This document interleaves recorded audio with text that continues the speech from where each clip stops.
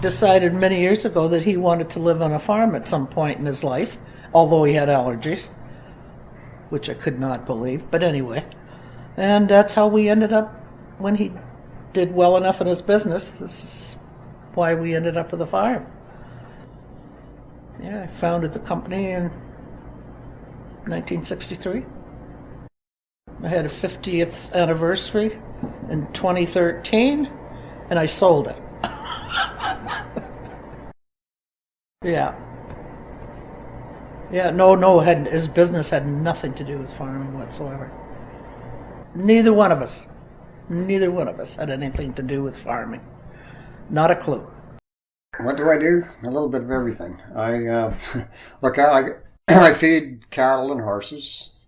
I do all the land work on about 120 acres, grow hay, cut the hay, take the hay off, bale it, bring it in, store it, and put it out for the cattle when they're running out of pasture like they are right now because the frost.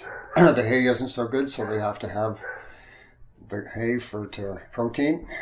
What did I do before this? I worked for King Cole Ducks for 37 years on maintenance and driving transport.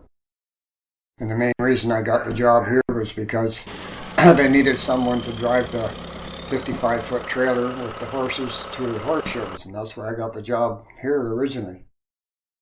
Well, to start with, it was a milking operation.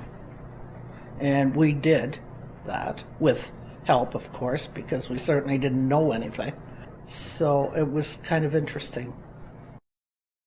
The first show we went to, Bruce and I went on our own. Aaron, the man that he hired to come and look after the horses and drive, Bruce and I done it ourselves for 2 years, and we just went to the fall fairs around here, him and I, with Aaron a fold.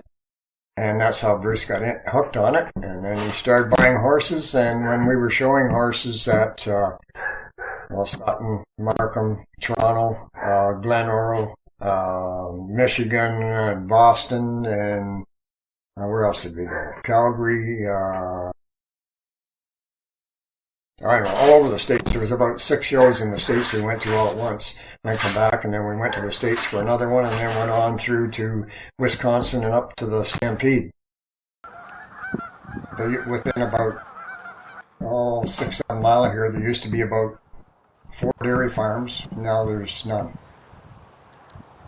You have to go about 8 or 10 miles north of here before you get into dairy farms now.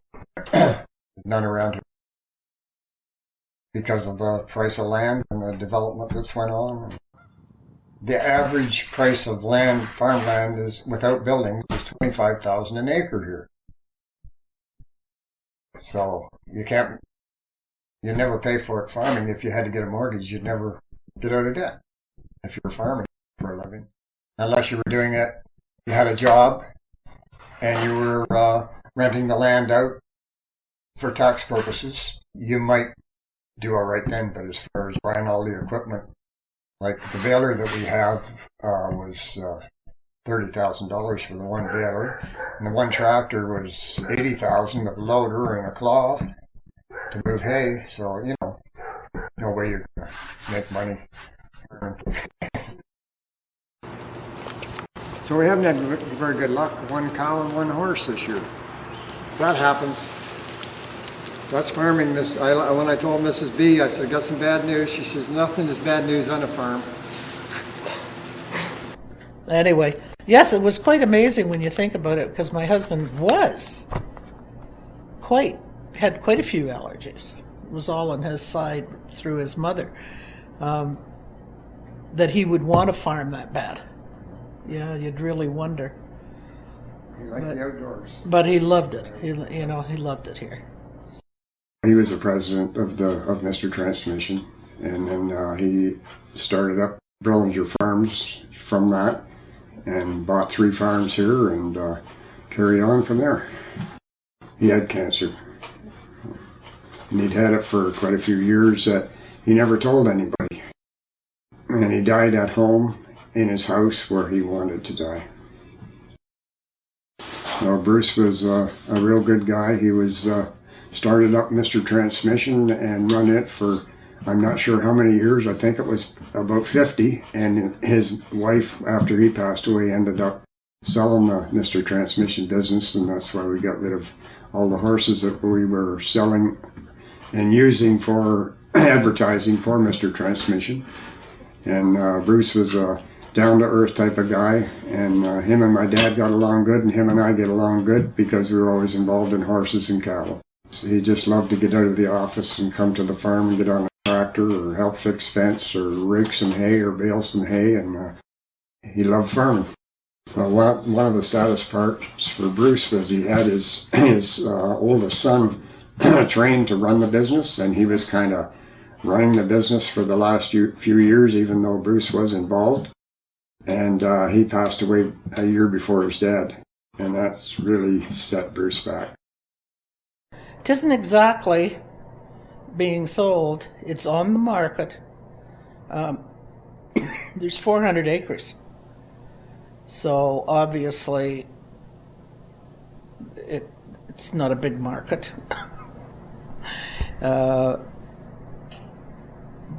there's nobody in the family to take it. And the same with the business which I ran. There was nobody in the family to take it, so there's no point in keeping it. So if somebody comes along that would like a long-term investment, yes, it's available.